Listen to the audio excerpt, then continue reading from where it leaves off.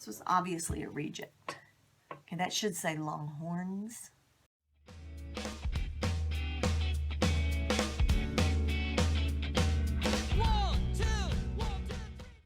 Today I want to talk about dealing with pre-owned bags that have a monogram on them. I understand the desire to monogram your bags. For me, the problem with that is I buy and sell all the time. Whatever bag I'm buying, I'm probably at some point going to sell it. And so I try not to get them monogrammed. And so like recently I got this clear pouch from Jon Hart and I just had a symbol put on it. Otherwise this patch comes blank. So I thought, oh, an arrow, you know, that's pretty universal.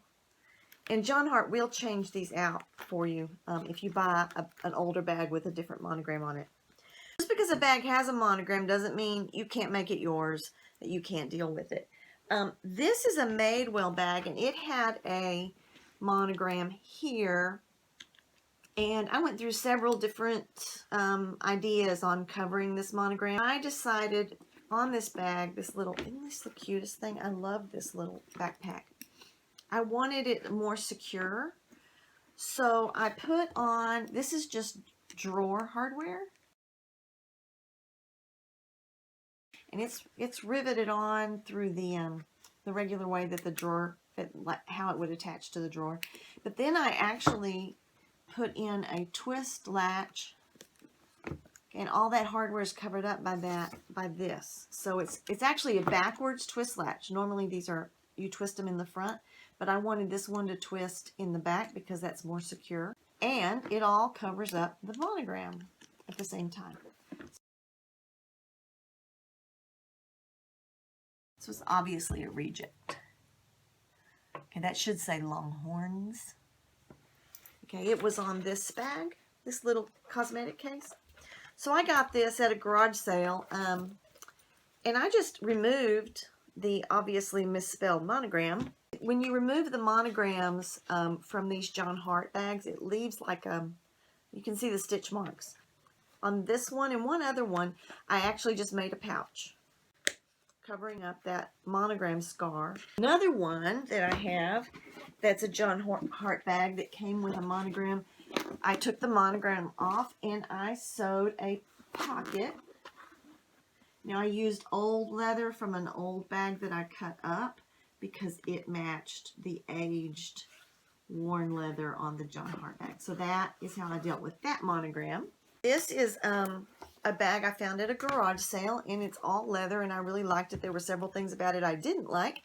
One was it was monogrammed, and so I found just the right thing in my stash of goodies to cover that monogram, and I riveted that right over those letters.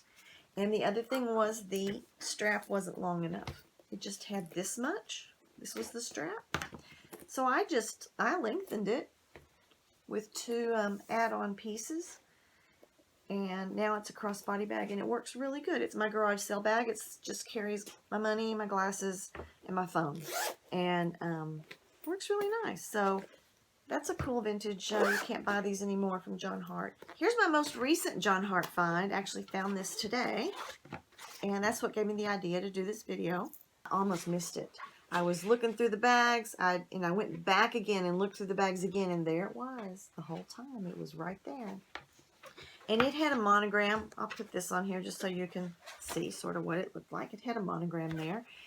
And I played with all kinds of different things, and I'm going to go through some of those ideas with you in a minute to cover this. And what I finally decided to do was to cover it with a flap of tooled leather that I cut out of an old wallet that was in pretty bad shape. I mean, it had some good tooling, and I cut the leather out. And I was just going to put the leather just right over the patch. But then I decided to, underneath the patch, put a ring.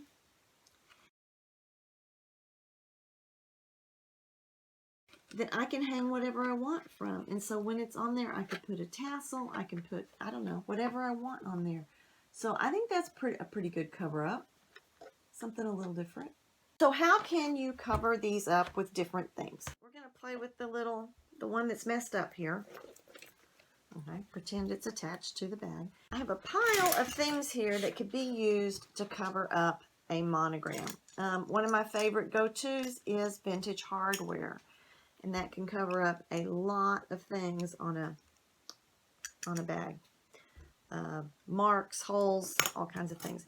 This is one that I was real close to doing. It's just a clock face.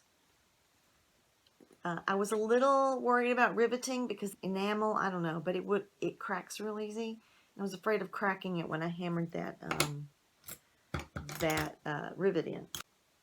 This is just a piece cut out of something, and I could have just stuck it right on top of there, put a rivet through it.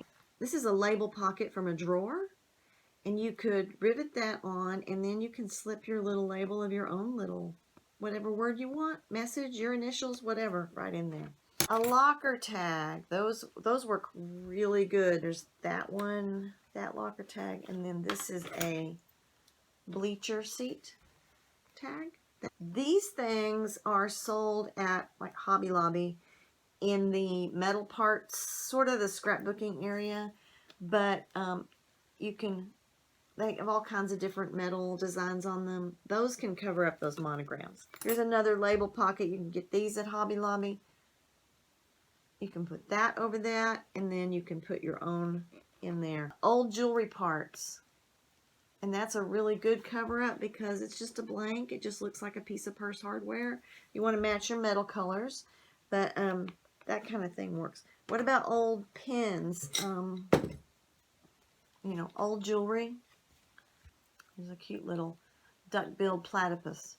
He would cover up a monogram. Old metal belts at garage sales because I use the parts, and you know, that would cover up a monogram. You can cover up these monograms with all kinds of different things. This is part of an old belt. It's just a leather flower, and that would be a good cover up. This is a hinge, like junking hardware. You can use those kinds of things to cover up the monograms. So there's all kinds of things you can use. You know, go look through your hardware stash or your old belts or your old jewelry. A lot of times your monogrammed bags will be good deals because they're harder to sell, and you can then get it and cover up that monogram, and you got yourself a bargain. So I hope that gave you a little bit of inspiration on something you can do with those pesky monograms, and I will see you next time. Bye-bye.